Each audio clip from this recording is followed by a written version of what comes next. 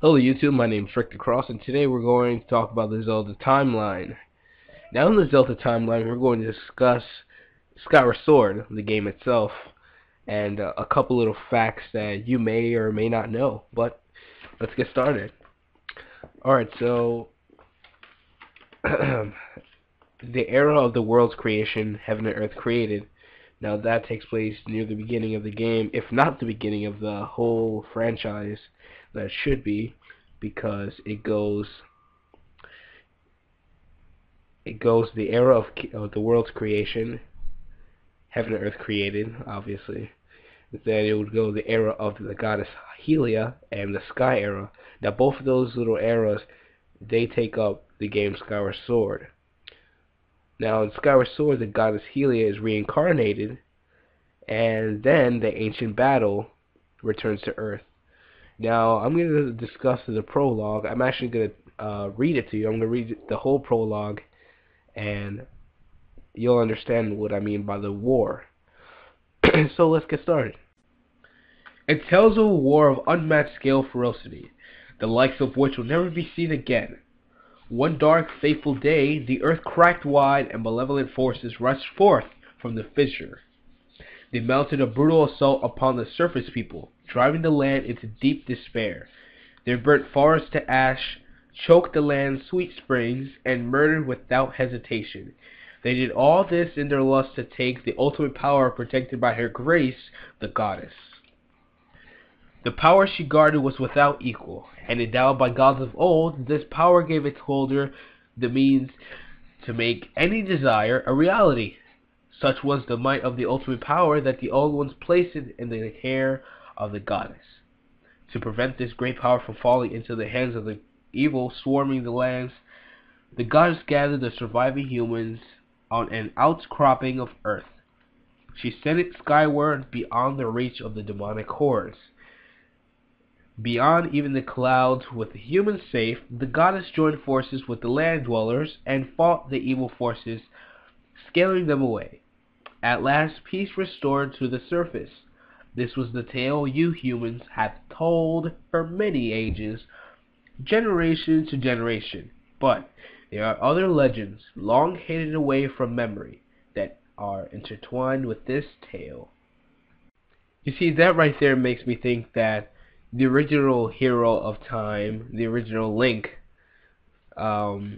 wasn't the Link from Skyward Sword. I mean, there must be a game that has to come before that.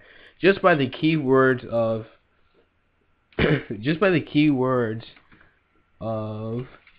there are other legends long hidden away from memory. That right there is telling me that there's a game that's gonna come out with the original hero of time. Might not be now, but I'm pretty sure later on.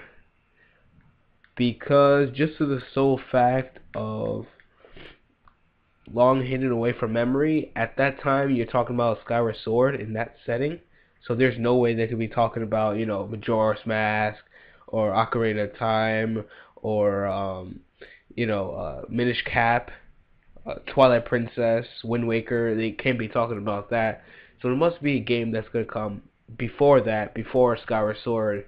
So I'm really just waiting for that also. Well, now I want to talk to you guys about Demise, the main evil guy from Skyward Sword. He says a very memorable thing when you beat him. He says, "You fight like no man or demon I have ever known. Though this is not the end, my hate, ... never perishes.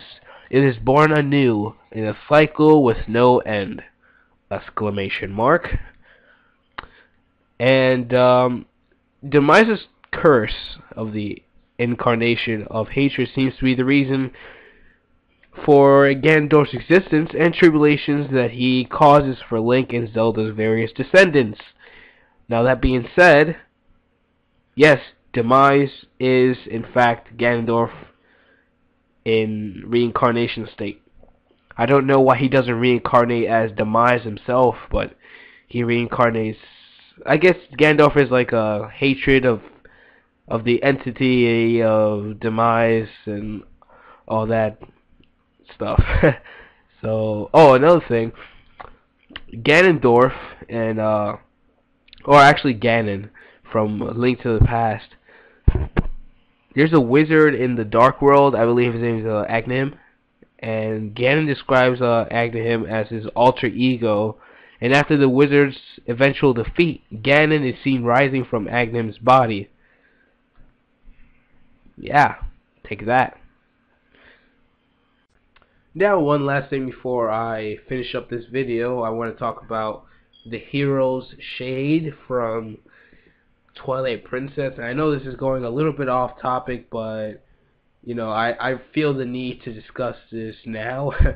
So yeah, so the hero shade, you know, we all had like ideas and you know, like, oh, who's this guy? Maybe he's Link, maybe he's Link from Ocarina of Time, maybe he's another Link. Well, I confirmed this. According to the book of Hyrule Historia, the hero shade is a spiritual manifestation of the regrets of the hero of time. Now, the regrets being that he had no one to teach his abilities, and you know, he actually, you know, taught, well, Link from Twilight Princess. So it's like feeling his needs of some sort. Yeah, so the Link was from Ocarina of Time and Majora's Mask because they're from the same generation. You already know that, you know, Ocarina of Time and Majora's Mask, they're only 10 years apart. Ocarina of Time being being 10 years before, and then Majora's Mask being 10 years after. So yeah, that's about it for my video. Like and subscribe, and I'll see you guys next time. It's Rick the Cross. I'm out of here.